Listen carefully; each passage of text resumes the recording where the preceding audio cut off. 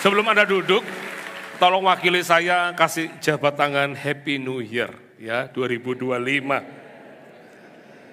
Senang sekali ya. Siapa yang pulang liburan masih Happy New Year semuanya. Haleluya. Oke, silakan duduk Bapak Ibu Saudara. Siapa yang baru pulang liburan atau yang masih berlibur? Saya lihat ada teman-teman saya beberapa yang liburan ya. Tapi senang sekali liburan kemarin kita bisa enjoy waktu bersama keluarga. Ingat yang saya katakan, liburan itu tidak selalu ada di mana. Tapi puji Tuhannya kalau yang di Bali, kita pun liburan pun juga berasa, meskipun kita ada di Bali, nggak kemana-mana, juga berasa liburan. Kenapa? Karena orang Surabaya, orang Jakarta, orang Kalimantan, bahkan ada yang dari Eropa, datang ke sini untuk liburan. Ya jadi bilang kepada sesama orang Bali, bersyukur kita ada di sini. Ya, karena every day is holiday ya. Jadi vibe-nya beda. Orang bilang enak ya kok tinggal di Bali, vibe-nya liburan. Kan Bali itu kan singkatannya banyak libur katanya. Ya. Tapi saya bilang ya vibe-nya orang yang liburan akan jadi vibe liburan. Tapi vibe kita yang melayani Tuhan sudah nggak ada vibe itu. Ya. Karena tiap saat pun pelayanan, apalagi kalau bulan Desember itu selain perayaan Natal, tapi bulan Desember kalau nggak percaya tanya sama teman-teman kita yang kerjanya di penyelenggara pemakaman. Desember itu banyak orang meninggal, saudara. Ya, jadi banyak orang yang kita layani di persemayaman dan segala macam. Jadi kalau kita hamba-hamba Tuhan, every day is working, bukan holiday. Enggak, ya. Tapi puji Tuhan, senang sekali lihat Anda semua yang hadir pada siang hari ini.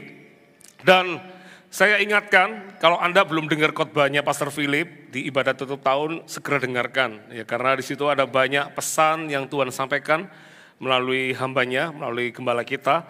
Dan itu banyak sekali jadi berkat buat kita semua. Anda dengarkan khotbahnya di YouTube PS Philip ya, sama dengarkan YouTube-nya di GMS Church, ada semua di situ.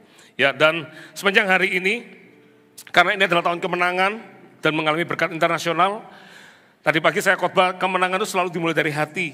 Ya, Anda dengarkan juga khotbah tadi pagi itu.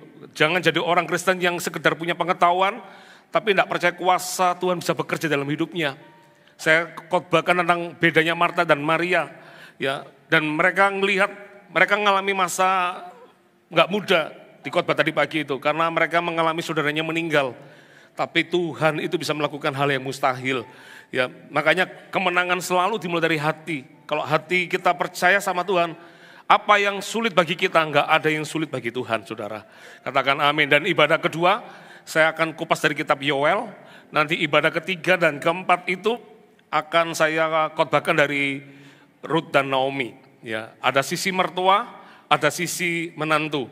Ya, dan mereka adalah orang-orang yang mengalami keterpurukan karena mereka sebetulnya sudah enak di Bethlehem, tapi ketika Bethlehem mengalami kekeringan, mereka pindah ke Moab, bangsa yang terkutuk. Dan banyak terjadi sesuatu yang tidak menyenangkan di hidupnya Naomi. Suaminya meninggal, anak-anak laki-lakinya meninggal, tapi ketika dia berbalik dari jalan yang jahat, Tuhan bisa ubah hidup orang ini. Ya, bahkan sampai tetangganya berkata, kamu itu lebih berharga daripada punya 7 anak laki-laki dengan satu menantumu yang mungkin kamu tidak pernah tahu bahwa dialah jawaban dalam hidupmu. Ternyata Tuhan bisa ubah hidup seseorang. Ya, apapun kondisi kita 2024 mungkin banyak mengalami tantangan, mengalami pergumulan dan kita mungkin tidak lihat jawaban. Ini kabar baik karena tahun ini adalah tahun kemenangan bagi kita semua. Yang percaya kasih tepuk tangan bagi Tuhan kita. Kita buka langsung Yoel pasal 3 ayat 9. Hari ini kita akan belajar kitab Yoel, nanti saya akan bolak-balik dari pasal 1 sampai pasal 4. Dikatakan berkat untuk umat Tuhan. Sorry, Yoelnya cuma 3 pasal ya, saya tambah 1 tadi, pasal 4. Berkat untuk umat Tuhan, maklumkanlah hal ini di antara bangsa-bangsa. Bersiaplah untuk peperangan, gerakkanlah para pahlawan, suruhlah semua prajurit tampil dan maju. Tempalah mata bajakmu menjadi pedang, dan pisau-pisau pemangkasmu menjadi tombak. Bela orang yang tidak berdaya, berkata, aku ini pahlawan. Saudara, kita sedikit belajar sejarah tentang kitab Yoel. Kapan kitab Yoel ditulis, nggak ada yang tahu. Karena kitab Yoel itu Dia nggak menyebut nama raja, sehingga kita nggak tahu kapan persisnya kisah ini terjadi. Ya, tapi kitab Yoel ada yang mengatakan ini terjadi pada saat para buangan orang Yahudi yang mereka kembali ke Yerusalem dan membangun kembali Bait Suci pada masa 510 sampai 400 sebelum Masehi. Ya. Artinya mereka dalam masa-masa yang nggak baik-baik saja. Dan kalau Anda tanya Yoel, siapa Yoel? Yoel ini adalah seorang nabi yang nantinya kata-katanya banyak bahkan dikutip oleh murid Yesus sendiri namanya Petrus. Ketika terjadi pencurahan Roh Kudus di Pentakosta itu, Petrus mengutip kitab Yoel. Ya, ini Yoel meskipun seorang yang mungkin nggak tahu kapan masanya, tapi kitab ini orang Yahudi cukup sangat menghormati kitab ini.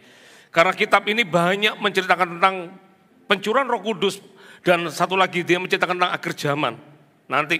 Dan bahkan kata-kata Yoel pun dikutip oleh Tuhan Yesus. Ketika Yoel berkata nanti matahari akan gelap. Kalau dalam versinya Yoel bulan berdarah, atau ada ayat yang lain juga dikatakan matahari dan bulan gelap.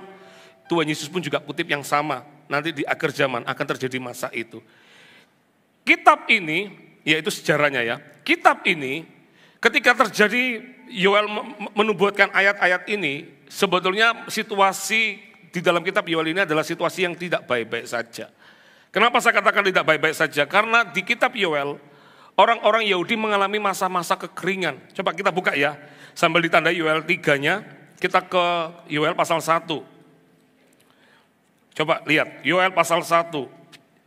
Di ayat pertama, perhatikan, firman Tuhan yang datang kepada Yoel bin Petuel.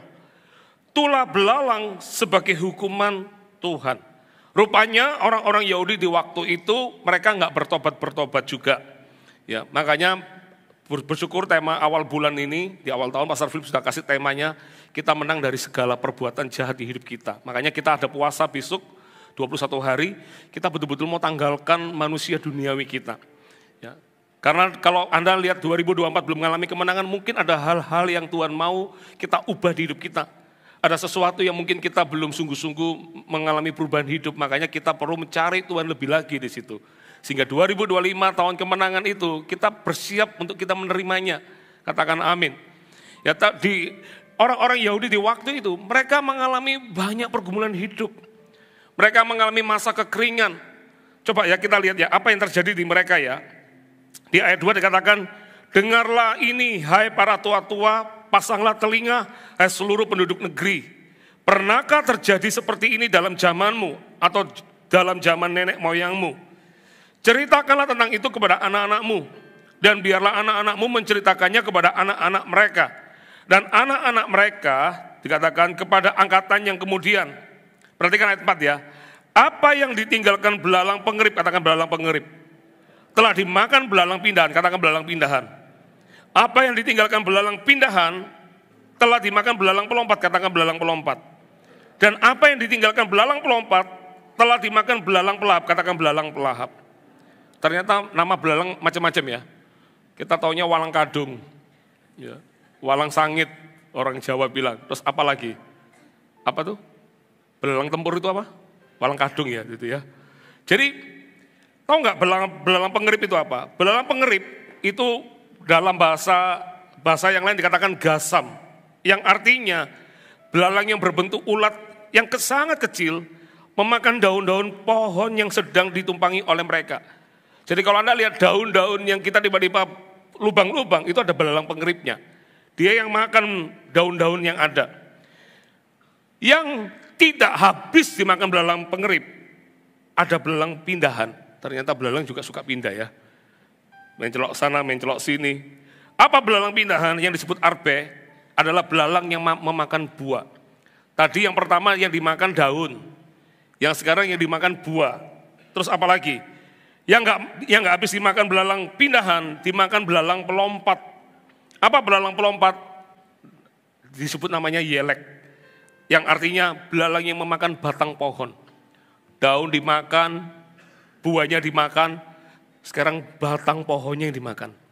Tapi yang nggak habis dimakan oleh belalang pelompat ini, yang nggak habis dimakan oleh belalang pelompat ini, dimakan belalang pelahap. Tahu belalang pelahap itu apa? Belalang pelahap adalah kasil, yang artinya belalang dewasa yang memakan akar pohon. Artinya segala yang dipunya oleh orang di waktu itu adalah tanaman, itu adalah harta yang mereka punya. Ketika semua itu nggak ada yang disisakan, itulah namanya resesi dalam hidup ini. Bisa mengerti maksud saya? Di kitab Yoel, orang-orang itu mengalami resesi. Kenapa? Karena sumber pangan mereka itu habis dimakan belalang. Serbuan belalang. Masih ingat belalang pernah juga dipakai untuk menjadi tulah Tuhan kepada orang-orang Mesir. Tuhan kirimkan belalang begitu banyaknya. Jangan bilang, jangan remehkan belalang. Kalau belalang itu tiba-tiba dia nggak terbendung, itulah resesi yang terjadi. Mana ada zaman yang mengalami seperti zamannya Yoel ini. Orang-orang betul-betul mengalami panceklik kehidupan. Kemarin COVID, kita juga nggak pernah menyangka. Itu pun sudah banyak shutdown orang semua. Banyak orang tiba-tiba bisnisnya bankrupt segala macam. Nyawa bahkan diambil, kita nggak pernah tahu itu. Di kitab Yoel, meskipun tidak mengalami seperti yang kita alami, tapi di waktu ini mereka betul-betul mengalami yang namanya kesusahan. Ya, orang bilang tahun 2025 adalah tahun yang kering, tahunnya masih bersambung resesinya segala macam. Tapi kita masih bisa makan, kita masih bisa mengusahakan ini. Mungkin bisnis kita yang melandai, nggak bisa fast moving, nggak bisa lebih cepat lagi. Mungkin ada banyak yang tertahan di beberapa tempat. Tapi kita masih tidak seperti di zamannya kitab Yoel ini. Belum lagi di ayat 6, dari ayat 5 dikatakan, bangunlah hai pemabuk dan menangislah. Merataplah hai semua peminum anggur. Karena anggur baru, sebab sudah dirampas dari mulutmu anggur itu. Ayat 6 perhatikan, sebab maju menyerang negeriku suatu bangsa yang kuat dan tidak terbilang banyaknya. Giginya bagaikan gigi singa dan taringnya bagaikan taring singa betina. Belum lagi apa yang mereka punya habis dengan belalang. Mereka masih menghadapi situasi peperangan. Ada bangsa yang lebih kuat dari mereka yang akan menyerang mereka. Orang kalau dalam situasi perang sudah nggak bisa mikir kehidupan sendiri. Mau mikir investasi ke depan itu sudah nggak mungkin bisa. Ya. Karena makanya kalau kita sekarang masih bingung, ini mau melangkah kemana, atau banyak orang wait and see, menunggunya. Tapi di zaman itu orang pasti nggak gampang. Belum lagi sisi panceklik ekonomi, masih kena peperangan ini. Pasti nggak mudah bagi orang-orang di zaman itu. Dan apa yang terjadi di kitab Yoel, coba kita buka langsung pasal 1 ayat 10, kita lompat. Pasal 1 ayat 10 dikatakan, ladang sudah musnah, tanah berkabung, sebab gandum sudah musnah, buah anggur sudah kering, minyak sudah menipis, para petani menjadi malu, tukang-tukang kebun anggur meratap, karena gandum dan karena jelai, sebab sudah musnah panen ladang, pohon anggur sudah kering, dan pohon ara sudah merana, pohon delima juga pohon korma dan pohon apel, segala pohon di padang sudah mengering, sungguh kegirangan Melayu dari antara anak-anak manusia. Yang kita baca tadi itu adalah bicara tentang pohon-pohon kebanggaan di orang Israel. Ya, kalau Anda pernah ke Israel, Anda akan ketemu pohon kurma itu banyak di mana-mana. Ya, dan itu penghasilan mereka yang sangat luar biasa. Di Yeriko kurmanya paling manis, paling besar di situ. Nah, saudara perhatikan, semua apa yang mereka punya itu nggak ada sisa dalam hidup mereka. Saya nggak tahu tahun 2024 Anda mengalami apa. Ya. Mungkin ada yang habis-habisan tahun 2024. Ada banyak hal yang Anda berkata tahun 2025 ini nggak salah, ini visinya tahun kemenangan. 2024 aja berdarah-darah, 2025 apa kita nggak salah ini? Tadi pagi saya khotbah tentang Sakyus itu ada di atas, ya nggak ada yang protes sih. Saya khotbah tentang Lazarus yang dibangkitkan dari kematian. Sesuatu yang mungkin orang berkata mustahil, tapi Tuhan bisa melakukan mujizat. Nanti saya akan khotbah tentang kisah Naomi dan Ruth. Mereka mengalami terpuruk. Naomi sampai berkata, jangan panggil aku Naomi, penghiburan, jangan. Karena aku bukan penghiburan, aku tuh marah. Bukan marah seperti bahasa Indonesia ya. Arti kata marah adalah pahit. Aku ini pahit dalam hidup.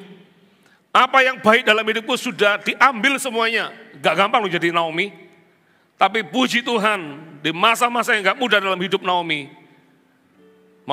masih tetap melakukan kembali lagi ke jalan Tuhan, jalan yang benar itu.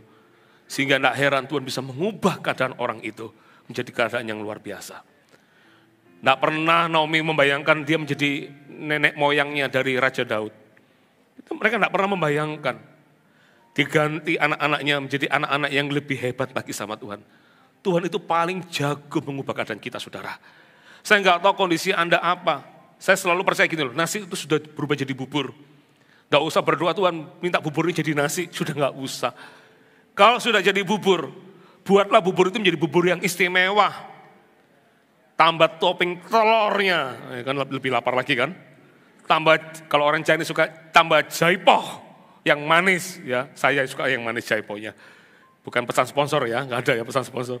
Tambah apa lagi? Tambah daging bakmonya, ayamnya.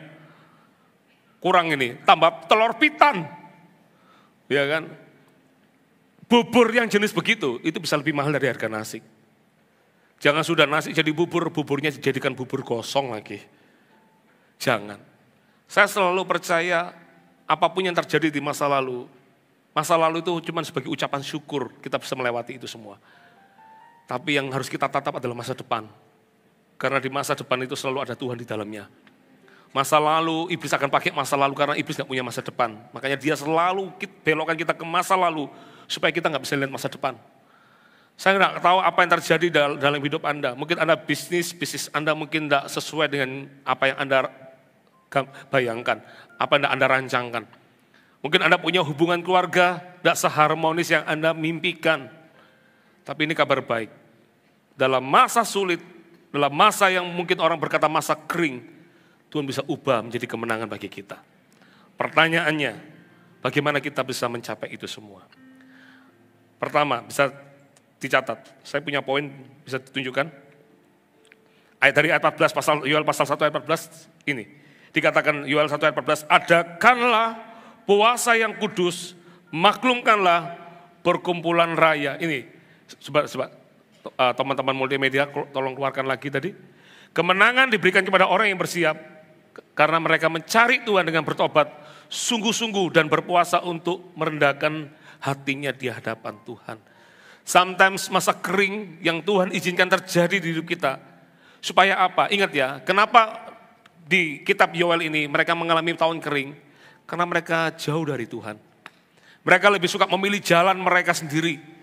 Makanya ketika masa sulit adalah masa yang paling baik untuk kita kembali kepada Tuhan. Kembali kepada rencananya. Datang ke Tuhan. Cari Tuhan. Tidak cuma dengan cari Tuhan hanya ingin cari berkatnya. Tapi cari pribadi Tuhan. Dengan apa? Dengan merendahkan hati. Salah satu poin merendahkan hati seseorang. Itu adalah dengan berpuasa, saudara. Makanya Mawar Sharon besok serempak GMS. Di mana-mana serempak. Untuk mereka semua kita berpuasa. 21 hari mencari Tuhan. Ya, ingat, orang yang berpuasa itu bisa membuka setiap belenggu-belenggu dosa. Karena orang berpuasa itu nggak cuma nahan lapar. Banyak pertanyaan ke saya itu begini, Pak, puasa itu nggak boleh makan dari jam berapa, Pak? Ya kan? Apakah nggak boleh makannya sampai 40 hari? Ada yang mau gitu ya nggak apa-apa, silakan. Kalau mampu, kalau kuat. Paling banyak pertanyaan ini, boleh enggak kalau puasa itu sambil minum air? Nggak apa-apa, asal jangan airnya satu gentong. Nanti sedikit lapar minum terus, sedikit lapar minum terus. Itu kan berarti kan sebetulnya bukan menahan nafsu ya. Orang menahan lapar, orang puasa itu bukan cuma menahan lapar. Orang puasa itu adalah menahan kedagingan kita sebetulnya. Apa menahan kedagingan? Macam-macam. Ketika Anda puasa besok, jangan cuma lihat jam, kapan jam 3. Waduh kalau jam setengah 3 kita sudah siap. Nasinya kita sudah siapkan, hangat. Terus ayamnya kita bikin yang besar sekali. Itu bukan puasa. Anda cuma diet, nggak makan sampai di momen itu. Karena nafsunya nggak dijaga. Orang tahu nggak, orang puasa itu apa sih sebetulnya? Sederhana orang puasa itu. Anda menahan dari kedagingan Anda. Salah satunya adalah Anda nggak makan sampai di jam tertentu, Anda komitmen di situ. Tapi yang penting lagi adalah hidup Anda diubah. Yesaya mengatakan begini, apakah itu puasa yang sungguh-sungguh kau lakukan? Selama engkau masih memukul orang lain, ternyata dalam puasa orang-orang itu masih bisa mikirkan jahat yang buat orang lain. Itu bukan puasa. Puasa itu menahan kedagingan kita. Kita yang melepaskan pengampunan ke orang lain. Kita disakiti, kita nggak balas. kita diomongin, kita nggak balas orang itu. Itulah puasa. Anda menahan diri Anda untuk Anda nggak berlaku seperti orang fasik. Betul-betul mematahkan dunia di dalam hidup kita, dalam daging kita. Supaya Kristus nyata di hidup kita, katakan amin. Puasa. Dan orang yang puasa, kitab Ester mengatakan, jelas. Ester menyelamatkan bangsanya. Karena Ester mengoyakkan, dia puasa. Puasa itu enggak cuma koyakkan bajunya dengan wajah berkata, kamu puasa ya?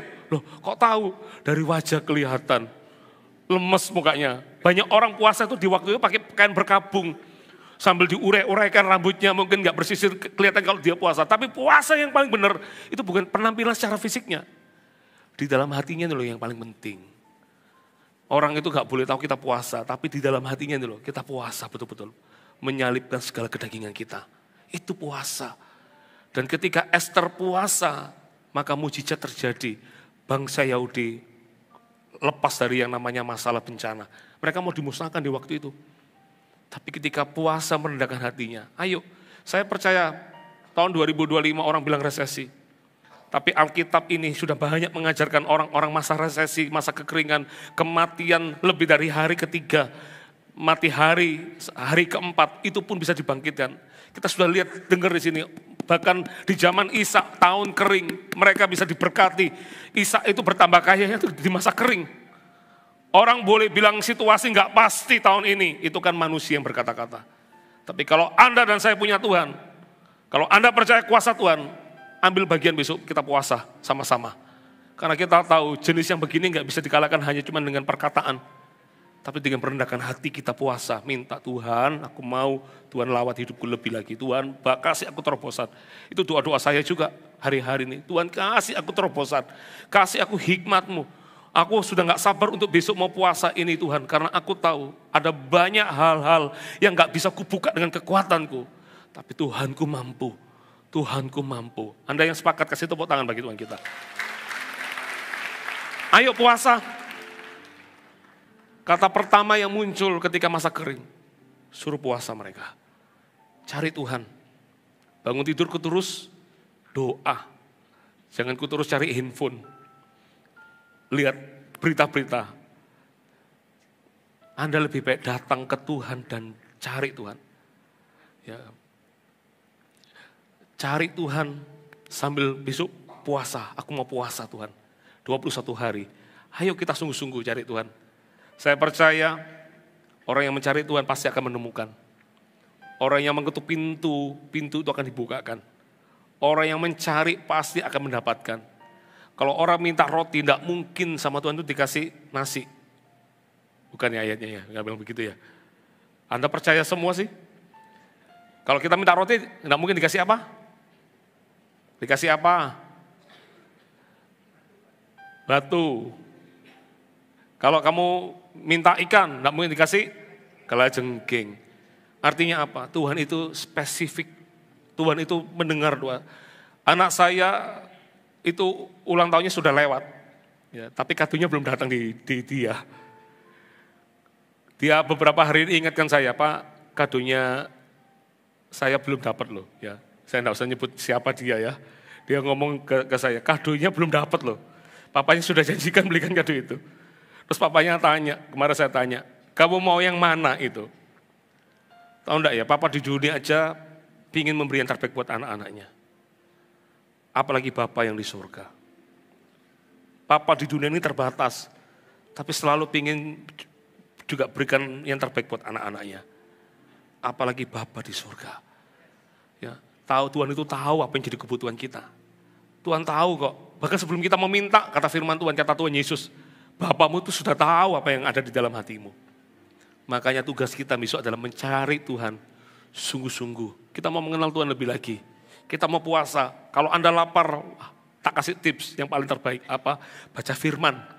Sambil ngomong bahwa manusia hidup. Itu kata-kata Tuhan Yesus. Bukan dari pikul saja. Bukan dari apa lagi? Apa? Menu makanan lupa semua saya. Bukan dari bigul, bubur, nasi, campur atau whatever it is. Tapi manusia hidup, orang hidup dari perkataan firman Tuhan. Amin. makan firman. Aku lapar Tuhan, makan firman. Aku lapar, makan firman. Nanti lihat, 21 hari kita akan jadi orang yang gemuk-gemuk, bukan secara fisiknya, secara kehidupannya. Dan kalau kita gemuk dengan firman, wow, tidak mungkin kita tidak berbuah. Pasti kita berbuah. Tahun 2025 pasti akan menjadi tahun kemenangan. Apalagi tinggal di Bali, tidak usah jauh-jauh kemana-mana, tidak usah jauh-jauh ke luar negeri. Karena di Bali pun ada orang internasional. Di Bali ini juga jendela dunia. Saya berdoa, ayo kita sungguh-sungguh. Nanti pasti ada masanya tiba-tiba kita akan kaget-kagetan.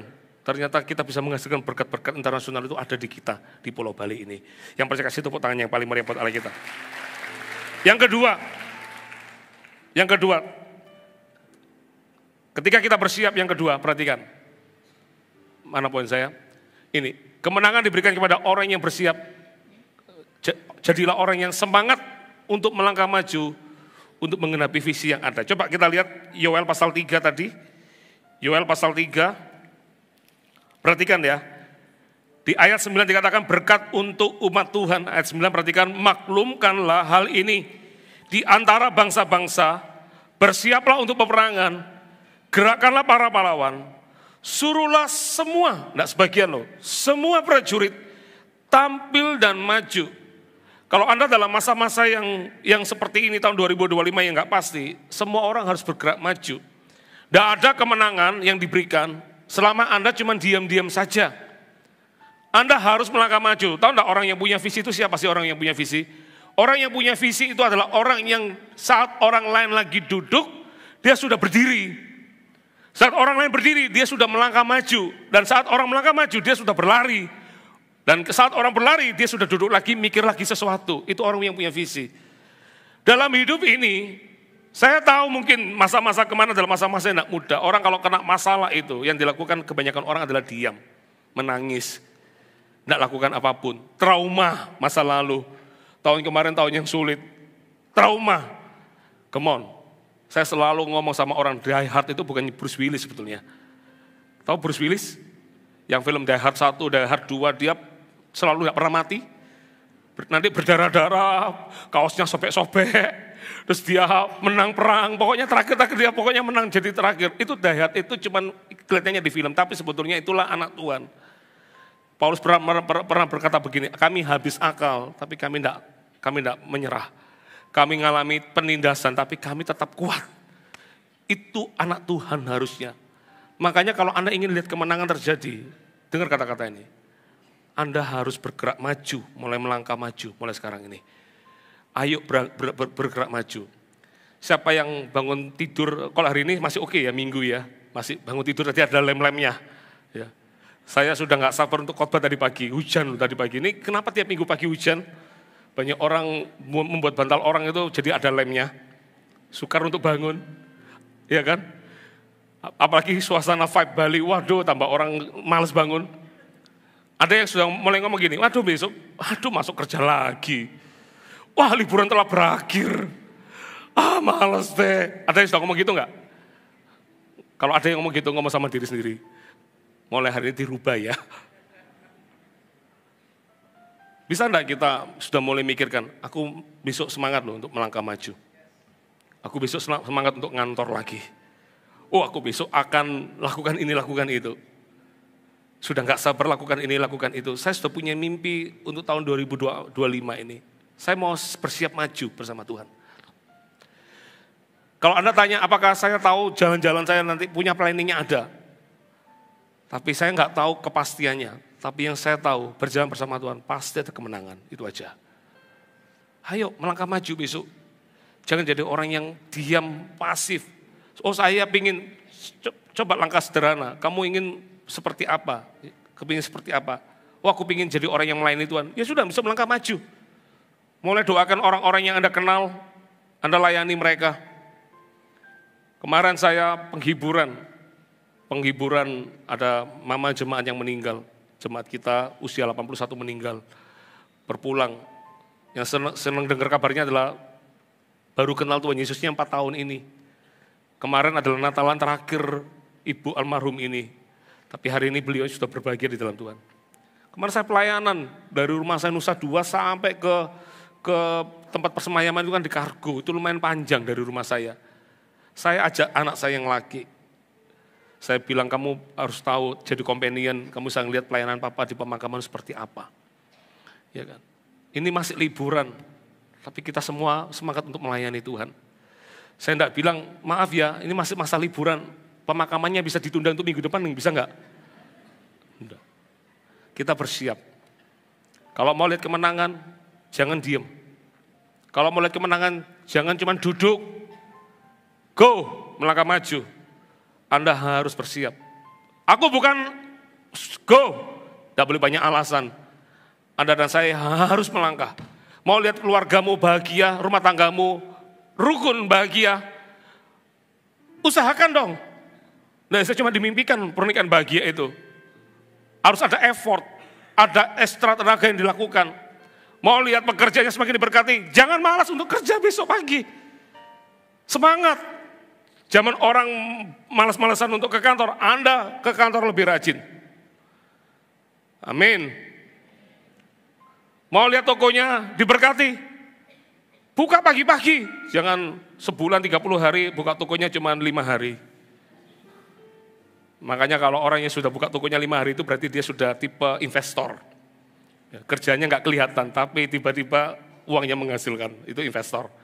Ya, tapi banyak orang itu yang banyak waktu, tapi tidak banyak uang. Pengangguran. Ada yang orang punya waktu, tapi sedikit uangnya, karyawan. Punya uang, tidak punya waktu, bos. Ya, tapi banyak waktu, banyak uang. Nah itu mimpinya semua orang kan? Itu tipe investor. Ya. Kalau sudah di level itu, berarti Anda sudah bekerja keras di sebelumnya. Anda tabung uangmu itu, enggak dibuat sembarangan. Anda kumpulkan sedikit demi sedikit.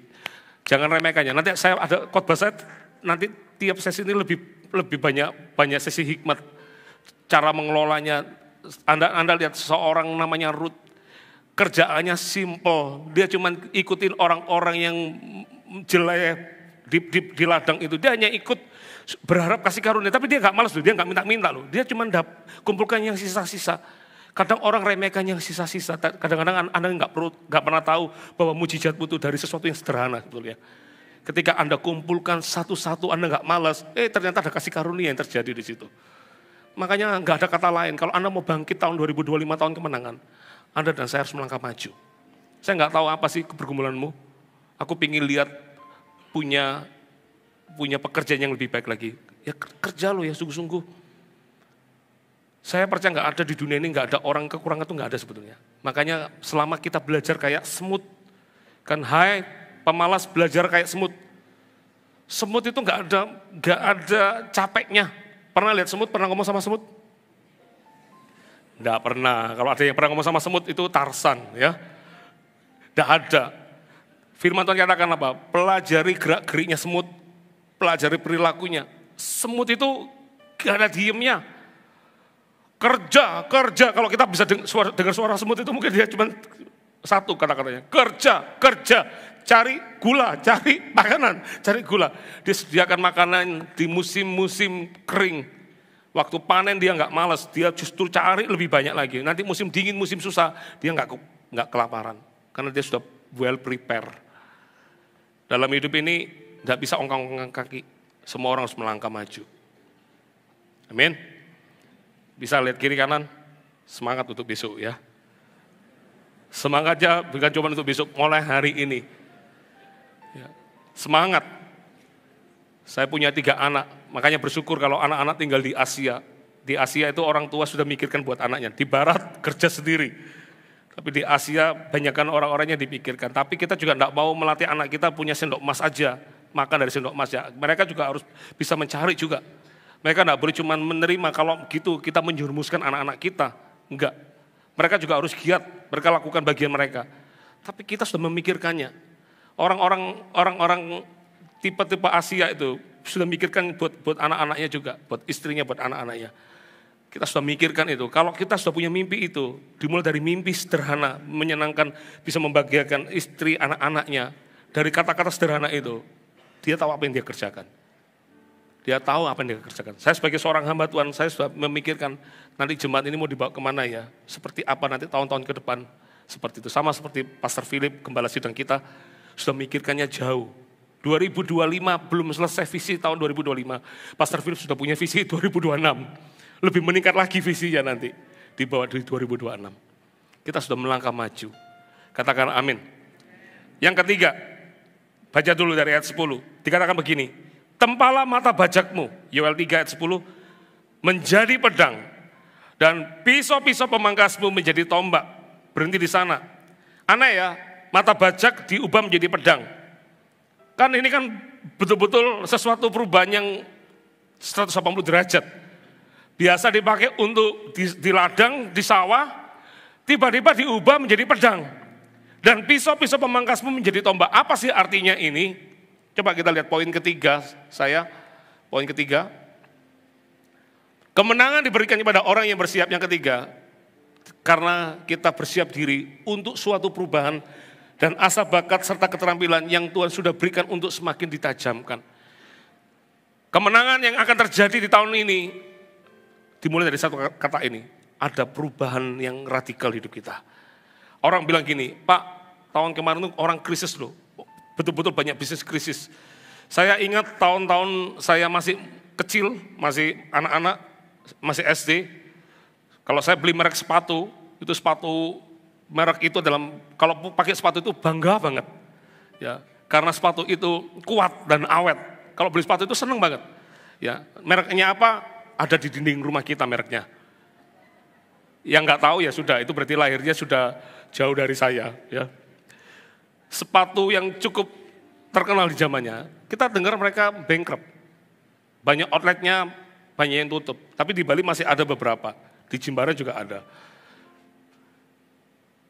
Orang bilang, banyak orang gulung tikar Pak. Waktu COVID kemarin saya tahu di Pasar Genteng di Surabaya itu banyak orang bankrupt. Toko-toko, gimana nggak bankrupt? Sekarang kalau orang mau beli sesuatu, saya pernah suatu hari, awal-awal masih dunia online itu, saya beli barang. Barang saya nggak muncul-muncul. Saya tuh tiap hari tuh pakai lagunya Krisdayanti, menghitung hari detik demi detik. Terlalu berlebih, enggak ya? Saya tunggu kok nggak muncul-muncul barang saya ini. Ternyata kaget, saya beli barangnya dari Senjen. Belinya dari Sidoarjo di waktu itu. Jauh banget. Sekarang ini dengar-dengar orang-orang sudah dari pabrik pun sudah mulai jualan sendiri sekarang. Sudah tidak perlu hulu dan hilir, dia sendiri bisa melayani sampai ke yang paling pojok. Artinya apa? Dunia ini berubah saudara. Dunia ini sudah shifting. Kemarin saya lihat ada orang Amerika yang dia pergi ke China, dia bilang begini, di China sekarang sudah hidup di tahun 2084 katanya. Padahal kita 2025, dia bilang sudah 2084. Dia beli es krim, yang jualin bukan kepala hitam yang suka unjuk rasa ini. Yang suka demo sedikit. Yang jualin adalah robot. Jadi dia tinggal scan barcode bayarnya. Robot itu langsung dia presisi, dia arahkan tangannya, pegang, ambil opaknya terus habis itu diarahkan ke mesin es krimnya. Setelah es krimnya langsung dikasihkan ke konsumen. Nggak perlu orang saudara. Nggak perlu orang. Robot bisa menggantikan. Dalam masa-masa begini, yang kerja di bank, minta maaf saya katakan. Anda kalau nggak jadi bibit unggul, Anda nggak aman posisinya. Benar, semua diganti. Kalau orang bilang ini masa sulit, memang ada orang bankrupt, iya, yang nggak bersiap. Tapi ada orang-orang yang semakin, berapa banyak orang yang diberkati, mereka semakin lebih kaya lagi. Kenapa? Bisnis mereka itu bisnis teknologi. Mereka berkembang, mereka berubah. Dengar-dengar sekarang Elon Musk sudah menjadi orang terkaya di dunia, nomor 1. Katanya kekayaannya bisa mengalahkan kekayaan orang Afrika itu, yang raja masa itu. Dia kekayaannya melewati semua orang itu betul-betul. Kalau dulu kan orang juara 1, 2, 3 itu masih kadang-kadang salip-salipan. Warren Buffett, Jeff Bezos, sekarang Elon Musk di atasnya mereka semua. Bisnis apa? Teknologi. Ada bisnis bankrupt, tapi ada bisnis yang diberkati. Kuncinya apa? Artinya apa? Kita semua ini harus siap dengan perubahan yang ada. Makanya dikatakan tempalah mata bajakmu. Loh, ini mata bajak mana bisa dibuat jadi pedang. Makanya harus siap dengan perubahan yang ada. Kalau Anda jadi orang yang maaf tegar tengkuk, bebal, Anda berkata, aku enggak bisa, aku orang yang memang begini, ya siap-siaplah untuk Anda ketinggalan. Do you mudeng what I mean? Do you understand? Anda dan saya ini harus punya kantong anggur yang elastis. Jangan kantong anggur, ada orang dia ngomong gini, aku sudah tahu, kalau sudah tahu pasti berubah dong, ya kan?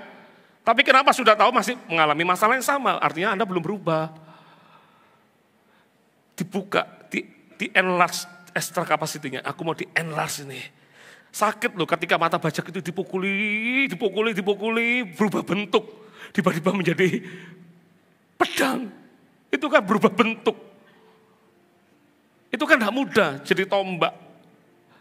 Artinya kita harus siap perubahan. Kalau Anda, prinsip bekerja Anda cuma ikut-ikutan, Anda akan kelewat, Anda akan ketinggalan. Minta. Makanya 21 hari itu puasa itu, salah satunya adalah Anda betul-betul minta Tuhan, kasih aku terobosan. Daniel itu kenapa Perdana Menterinya boleh berganti 4 kali atau 3 kali, saya lupa 3 atau 4 kali, rajanya boleh berganti. Perdana Menterinya tetap sama, namanya Daniel. Siapa Daniel? Orang yang dekat sama Tuhan, yang membayar harga di dalam Tuhan. Kadang-kadang kita mungkin, saya ngerti kok apa yang ada di hati Anda. Sama, saya juga berkata, saya ini terbatas. Saya tidak mampu. Tapi semakin tidak mampu, semakin kita mencari Tuhan. Karena dia sumber segala hikmat itu.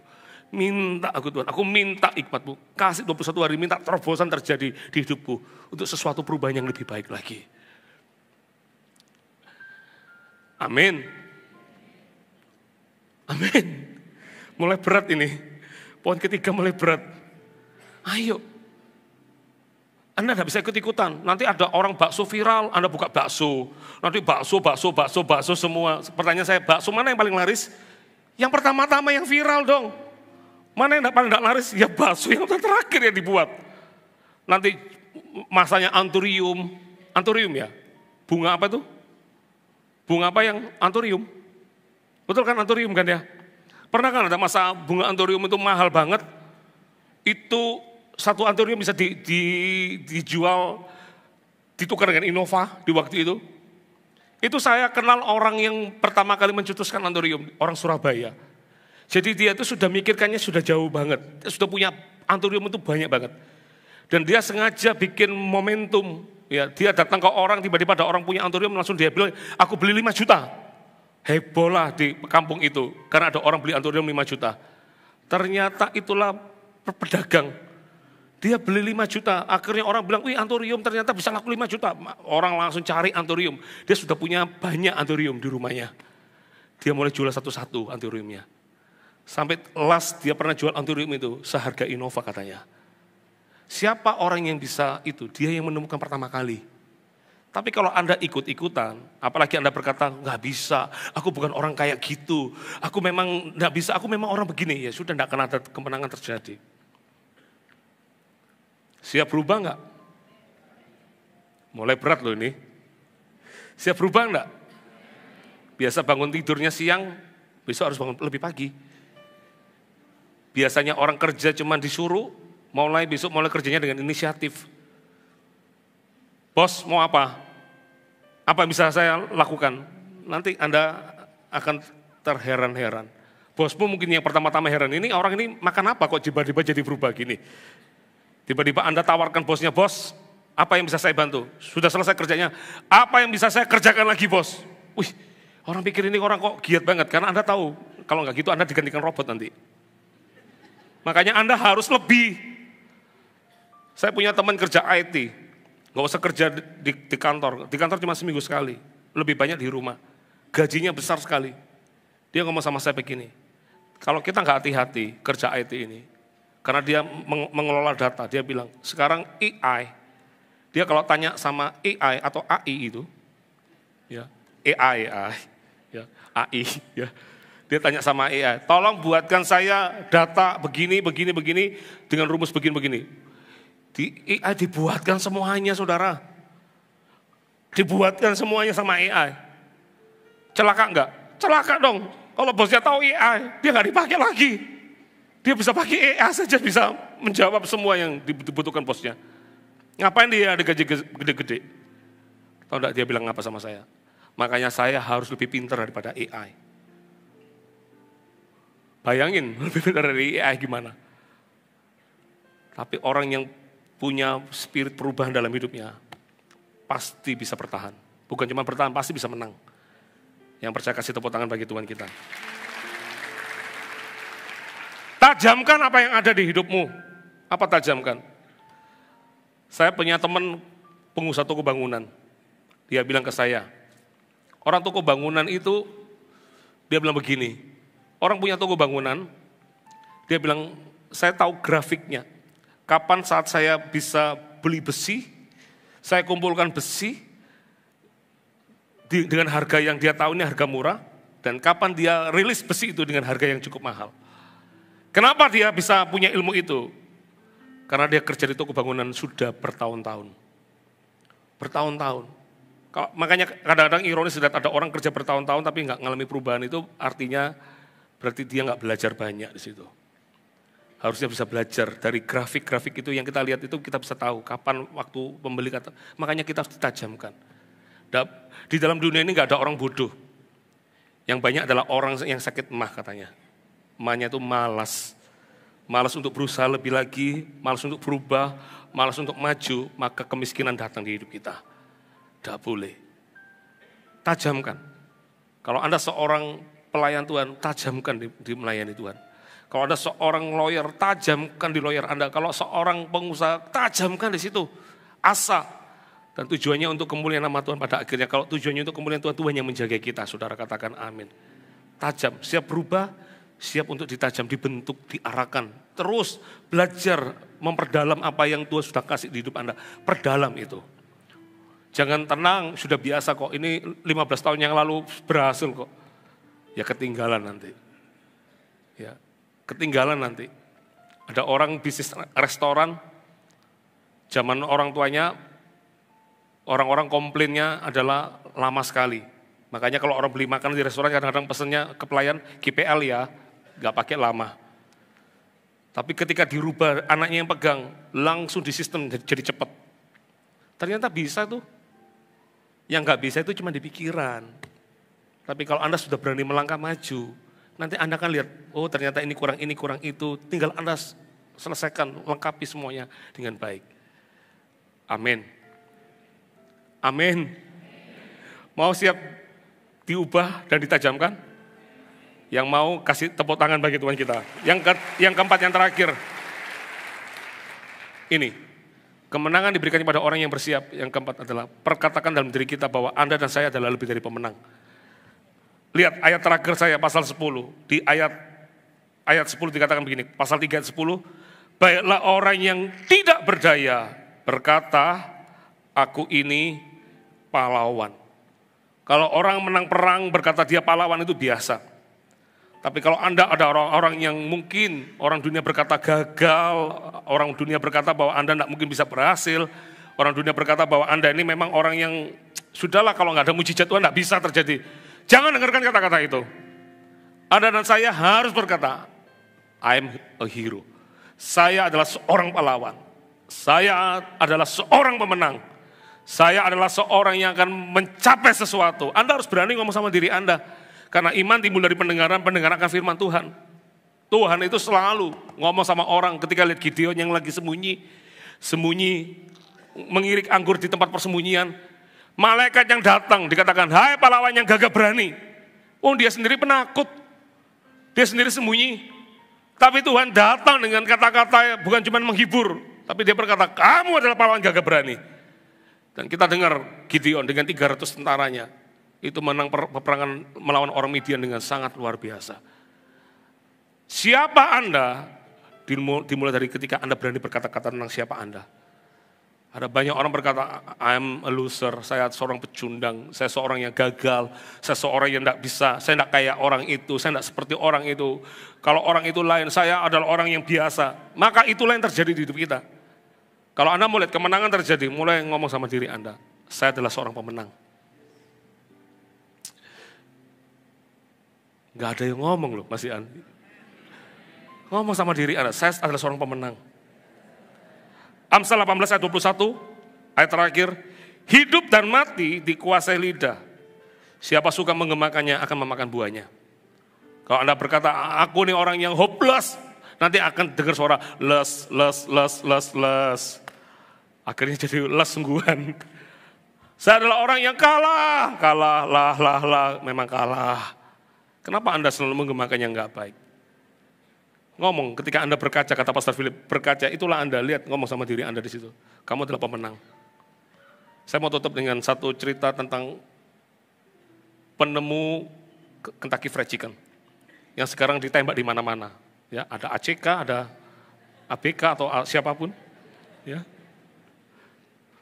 KFC, Kentucky Fried Chicken.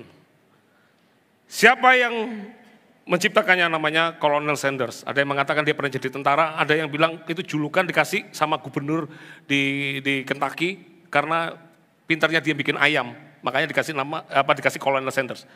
Tapi orang ini sudah memutuskan untuk kalah. Karena dia berhasilnya itu tahun, kalau saya nggak salah ya, kalau saya salah ya tidak merubah kehidupan kita kok ya. Jadi dia berhasil itu tahun di umur 60, enggak mudah lagi sebetulnya. Dia sudah coba usaha macam-macam, terakhir dia pensiun itu dapat uang kecil sekali dari perusahaan dia. Sampai dia pikir ini kalau pensiun ini dipakai nggak cukup sebetulnya. Makanya dia coba dengan membuat ayam goreng. Ingat ya, di zaman itu orang makan ayam goreng enggak kayak Kentucky. Kalau Anda lihat ayam goreng itu mungkin tipikal dulu ada mungkin Johnny Rocket ya. Ayam goreng di zaman itu adalah ayam goreng yang nggak pakai tepung. Terus nanti makannya sama madu sama pancake. Itu orang Amerika kenalnya dengan ayam itu. Tapi kalau KFC yang kering, itu orang Indonesia yang suka. Apalagi di Indonesia dikasih modifikasi namanya geprek plus sambal. Kentucky with geprek. Mantap, sama sambal pedasnya. Jadi lapar semua ini ya. Orang nggak biasa makan ayam dengan kering gitu. Biasanya dengan madu, pancake. Makanya dia coba jualan ayam goreng itu. Udah ada yang mau terima, udah ada yang mau itu. Tapi dia suatu hari, dia tuh untuk menghemat untuk jualan itu, dia tuh sempat tidur sering di pom bensin, nanti mandinya di pom bensin, karena dia nggak punya uang. Untuk menjual ayam gorengnya itu loh, dimasak itu nggak mudah. Tahu nggak? Suatu hari dia ngomong di kaca di pom bensin itu. Dia ngomong, kamu akan berhasil. Kamu akan berhasil. Kamu tidak akan mati dengan sia-sia. Kamu tidak akan jadi pengangguran. Kamu akan berhasil. Itu selalu dia ngomong di kaca itu. Nah, heran di tahun berapa saya lupa. Tiba-tiba ada yang pilih bisnis ayam goreng itu. Anda tahu di masa tua, dia punya uang tahun 50-an, tahun 50-an something atau berapa atau tahun 60-an, dia punya uang itu sudah 15 juta US dollar di waktu itu. Colonel Sanders ini. Dia punya outlet di mana-mana sampai terakhir itu dia jual. Lihat ya, orang tua yang mungkin sudah seolah tidak punya pengharapan semuanya habis. Ternyata dia bisa diubah menjadi kemenangan. Sama di kitab Yoel. Baiklah orang tak berdaya berkata, aku adalah pahlawan. Mungkin Anda banyak luka-luka tahun 2024, banyak kalah di tahun 2024. Tapi bisa Anda berkata 2025, I'm a hero. Saya adalah seorang pemenang. Saya akan punya keluarga yang jauh lebih baik lagi. Saya akan jadi suami yang lebih baik lagi. Saya akan menjadi istri yang lebih baik lagi. Saya akan jadi anak-anak yang yang menghormati orang tua. Akan melakukan yang terbaik lagi. Amin. Saya kalau ngomong sama anak saya, nak, papa mama pasti tinggalkan sesuatu dalam hidupmu. Tapi jangan dibuat habis itu. Buat itu jadi langkah pijakanmu untuk kamu bisa kembangkan jauh lebih besar lagi dari papa mama. Justru papa mama senang kalau lihat kamu lebih berhasil dari papa mama jauh lebih senang. Itu yang harus dipunya di kita. Tapi dimulai dari mana? Dari kita dulu. Aku adalah pahlawan. Aku akan sembuh dari penyakitku. Aku akan mengalami breakthrough di tahun 2025 ini. Dan kalau Anda perkatakan itu, Anda akan memakan buahnya. Katakan amin. Kasih tepuk tangan bagi Tuhan kita. Mari kita bagi berdiri.